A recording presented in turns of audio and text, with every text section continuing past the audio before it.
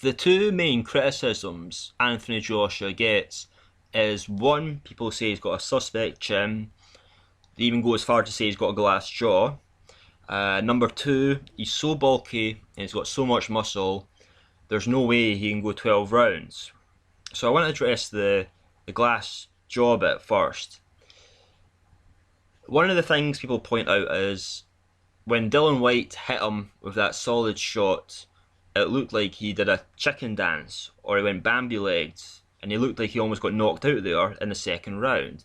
Now, watch back that round again and watch back that one shot, and it becomes pretty clear Anthony Joshua never went chicken-legged, never went Bambi-legged at all.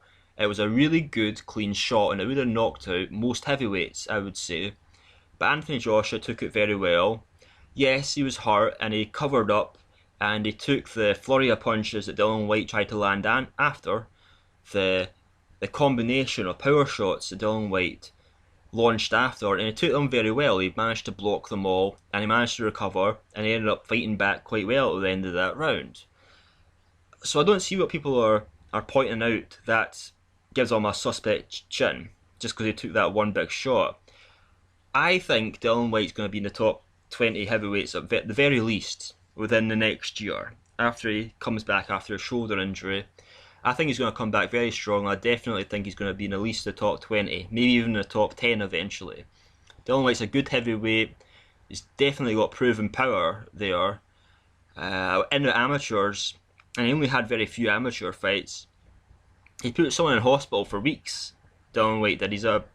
He is definitely a big power puncher, and he gave Anthony Joshua his best shot, and Anthony Joshua took it. So if Anthony Joshua didn't even get knocked down, you can't really say he's got a suspect chin.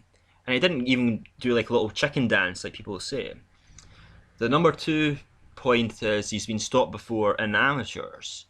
And yes, he was stopped in amateurs. But in amateurs, it wasn't like there's a barrage of punches landed on him and he just couldn't defend himself. Or it wasn't like he got knocked down by the opponents. He got stopped by the opponents before because the ref thought he took a good shot that could have knocked him out. But you watch the fights back, he doesn't look too injured. Sometimes it's actually kind of hard to see what the referee is actually seeing in the fight. But the fight did get stopped, but Anthony Joshua never got knocked down. He didn't look too badly hurt.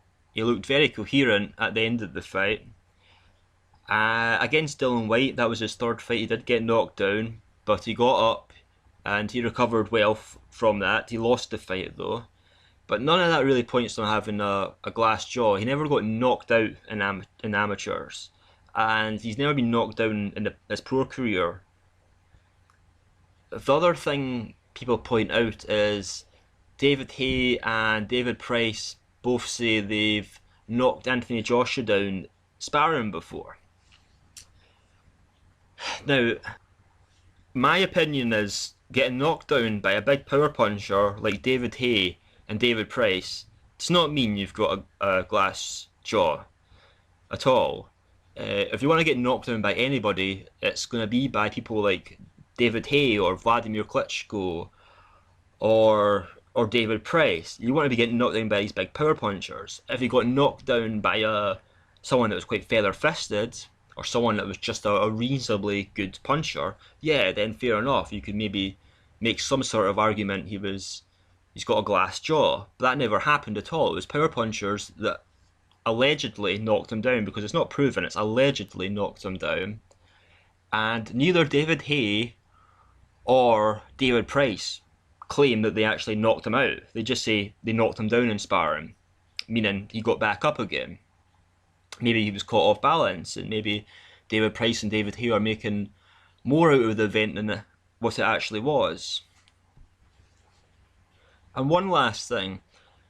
I remember a lot of people before the Dillian Whyte fight said, yes, Dillian Whyte's got a decent skill.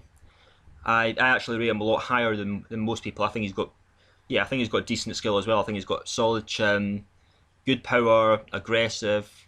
And a lot of people were saying, well, Dillian Whyte's going to be the first guy to give him the major test. He's got the power, and if he can land the shots and take Anthony Joshua some rounds, that's going to prove Anthony Joshua's chin. But ever since that fight, and even though Anthony Joshua took some of Dillian Whyte's best punches and took a hell of a solid hook from him, people are forgetting that now, and people are saying, well, we have to see against some more power punchers at the top level to see if he's got a decent chin. Or they're even saying since Anthony Joshua took that massive power shot that proves Anthony Joshua doesn't have a good chin, which doesn't make any sense at all, since Anthony Joshua never did a chicken dance. He never got knocked down by Anthony Joshua, and in fact recovered very well and ended up knocking out Dillian Whyte. The fight against Dillian Whyte very impressed me because it's just like I say, I still rate Dillian Whyte a lot higher than the majority of people. I think if Dillian Whyte just polishes up his skill a bit, if he can polish his skill up a bit, I think he can be definitely a top 20 and I think maybe even a top 10 heavyweight. So that's all I've got to say.